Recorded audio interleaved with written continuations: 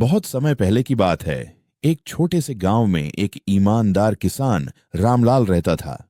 वह अपनी कड़ी मेहनत और सच्चाई के लिए पूरे गांव में प्रसिद्ध था। रामलाल के पास एक छोटा सा आम का बाग था, जहां वह बड़े प्यार से आम के पेड़ उगाता था। उसकी देखभाल और मेहनत के कारण उसके बाग के आम बेहद मीठे। हर साल गर्मियों में जब आम पकते तो दूर दूर से लोग उसके आम खरीदने आते थे। गांव के लोग और यात्री बड़े चाव से उसके आम खाते और उसकी ईमानदारी की सराहना करते। लेकिन गांव में ही एक लालची व्यापारी धनीराम भी रहता था। वह बहुत अमीर था, लेकिन हमेशा अपने लाभ के बारे में सोचता और दूसरों का शोषण कर। एक दिन धनीराम ने सुना कि रामलाल के आम इस साल भी बहुत अच्छे हुए हैं। उसने सोचा, अगर मैं ये आम सस्ते में खरीद लूं और बाजार में महंगे दामों में बेच दूं तो मुझे भारी मुनाफा होगा।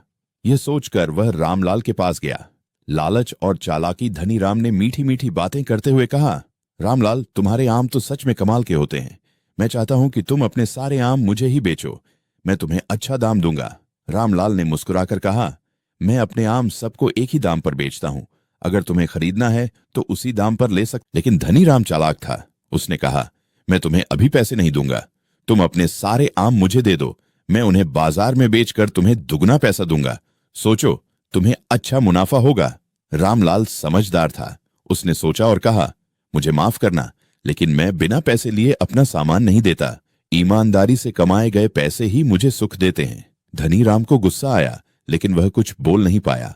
वह वहां से चला गया, लेकिन मन ही मन एक चाल सोचने लगा।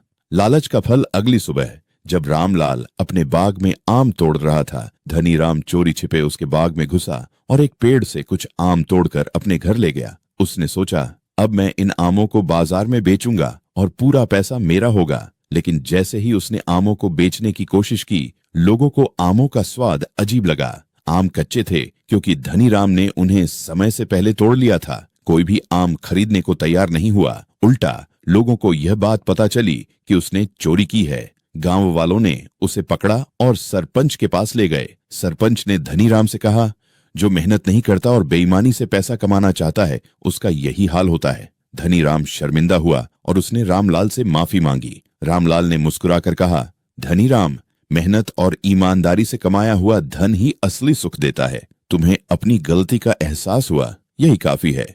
धनीराम ने अपनी गलती स्वीकार की और भविष्य में ईमानदारी से व्यापार करने का संकल्प लिया।